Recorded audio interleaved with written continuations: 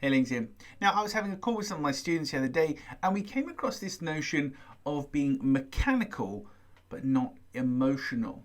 Now, what I mean by that is in your business, you will need to contact, speak to, outreach, advertise to whatever, a certain number of people for you to then reach a certain number of buyers, and they go down as they go through your funnel and they convert accordingly.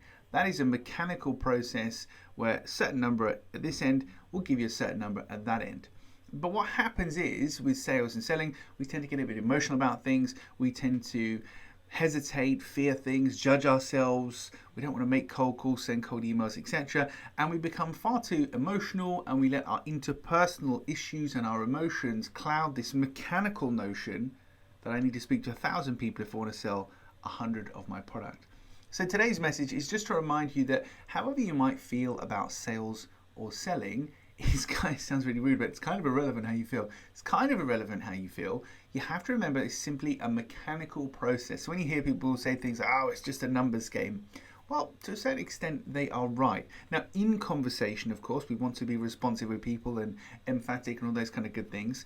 But when you approach the task, you need to know, hey, I need to speak to 1,000 people this year, this month, whatever, to convert 100 people. However you feel about it, that's not going to change.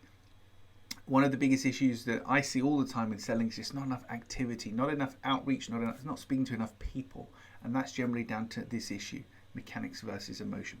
So my message today is treat your sales activity today in a much more mechanical fashion in terms of the number of calls and emails and things that you need to do, and try not to let your emotions hold you back.